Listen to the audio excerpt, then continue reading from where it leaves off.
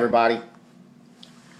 I was actually inspired to do this by one of my favorite comedians. He's a very funny person. I follow him on Twitter. And he's a pretty neat guy from all I can tell. His name is Patton Oswalt. He's got a right-wing extremist first name and a murderer second name. But I forgive him. So, I said, well, why don't I get my Criterion collection top 10? And there's a lot of movies that I like that are not in Criterion. So I'm gonna run them down. I'm gonna go through them 1 through 10, and I'm gonna talk a little bit about them. This is number 1, Ran, R-A-N, Akira Kurosawa. And if I was going to do it, I only get one film by one great director or one person, so I'm just going to go through this. This lady here was fabulous. I don't even know her name, but she was fabulous in this film. This is a tremendous film. This film is almost 3 hours. It's 2 hours and 20 minutes. One of the best characters in it was a lady boy, if you will. A guy named Peter. He was fantastic in it. He was great in his role. I had this lady who was playing a woman, and she was the most vile, dangerous creature you've ever seen. She caused a lot of trouble. And this is essentially a Shakespearean story made in a samurai epic style. And when you see the end of it, you will be just blown away. Blown away. And as Sidney Lumet says in the extras, only an old man could make this movie. Because it's very sad. So, let's go from sad to sad. Okay. That one was from 1985. I saw that one in the theater. This one is another one from a fabulous director, Tokyo Story. And this is the story of this couple. These are people that are in the stock Yozu company. And most of Mr. Yozu's films are just great. And I love these films. And I love to get them. And I love to listen to the late Donald Ritchie discuss these films. These films will enlighten you. They will enrich you. Because they're about ordinary people. And this is about an ordinary couple. And this is about their children. And this is about who loves you, baby. That's what it is about. And pretty much, according to Mr. Ozu, no one loves you. That's sort of what I got through this. Okay. The next one, Carol Reed, a dude. This guy, Orson Welles. This guy plays a street gangster. And he doesn't even appear in it till about 45 minutes in. And he is just mesmerizing. And he plays this role magnificently. Joseph Cotton is magnificent.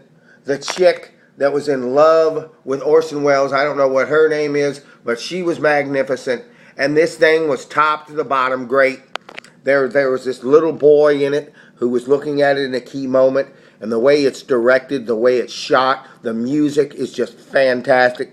This is a fantastic film from start to finish. Okay. And it has a great, great chase scene. Okay. The next one. Cha. This is Bernardo del Toro. And this was made by a man named Steven Soderbergh. I've seen a lot of his movies. I think he's a great filmmaker. He's about my age. I think he's a little younger than me. And this is just a brilliant film. It's actually 2 films. The first film is very inspiring, and the second film is very sad. And I don't know. Don't watch this if you're afraid of becoming a communist. Don't watch this if you're afraid of your views being changed. Because this guy was, I don't know what he was all about. I don't know what he did. I tend to like him better after this film. It's just like when I saw W by Oliver Stone. I like W better, and I'm not a W fan. I'm very liberal. I'm a liberal person. I'm pretty much a progressive. I'm a liberal that'll punch you in the nose. That's how I am. I am not weak, and that's what I don't like about liberals is they're weak. I am not weak.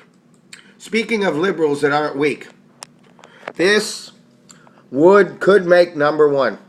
This man here, Jean-Pierre Melville. Melville took his name from the writer Melville, the guy who wrote Moby Dick. And this is about the most dark days of humankind. We think we've got it bad. We don't have it bad. These people had it bad. These people that were living in Paris, they had it bad. Those were rough times. And this has brutal, brutal type of scenes. It is brutally made. Mr. Gino Lino Vetera, this gentleman here. He looks Italian, but he's French. He was an ex-wrestler. He's very powerful, and he was very powerful in this role. And this movie will stun you. It's a very powerful film. And I loved how the Nazis called these people terrorists. It'll definitely shake you up. The next is a film with the great Gina Rowlands and directed by John Cassavetes. And I could have made a lot of the movies from John Cassavetes. The Bookie movie, L.A. Bookie, I forgot the name of it. It was fantastic with Ben Gazzara. The Killing of a Chinese Bookie, that's it. Mr. Cassavetes, he had a whole different type of directing style. He just kind of let things run on and on and on, and he just let things go, and it was like you're not watching a movie, you're watching real life. I mean, he would just go on, and this lady plays a manic depressive or a bipolar woman, and she has a breakdown, and Peter Falk, her husband, is not evolved at all, doesn't know how to handle her, doesn't know how to help her, and it just breaks your heart. And it is just a fabulous movie. Fabulous movie. The next film, I put it in at the end. I think it's a very powerful historical film. I think it was made as a drama, but it looks like a documentary, and it has the look of a documentary. It has the look of a real life, and it talks about the battle for Algeria, which was for France. It was a bigger deal to them, from my understanding, than Vietnam, even though they were both involved. Algeria was where the great Camus was born. Algeria was it's a very powerful film. There shows terrorist acts, there's acts of terrorism, fighting, acts of aggression, acts of imperialism. This is a microcosm. This was made about when I was born. I think it was in 1960. I don't remember, but it wasn't made in the 70s. It was made in the 60s, and this shows what we're going through even today. All right. Got a couple of more. Okay, I got number 8, The Lower Depths. This is the version of Renoir, okay, and the Criterion Collection has them both. It has the one from 1957 that Kurosawa made. I prefer the Renoir. I prefer the one with Jean Gabin.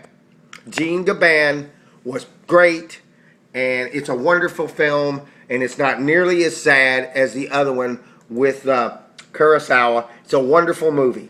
Wonderful. You'll like it very much. It'll make you feel good. It's the most feel-good movie in the bunch. Okay. The next has, of all people, Art Garfunkel plays an absolute shit. He's an absolute shit. The detective is played by Harvey Keitel, who plays a German detective, and Teresa Russell is just so damn sexy. She's beyond words sexy. She's awesome. Check it out.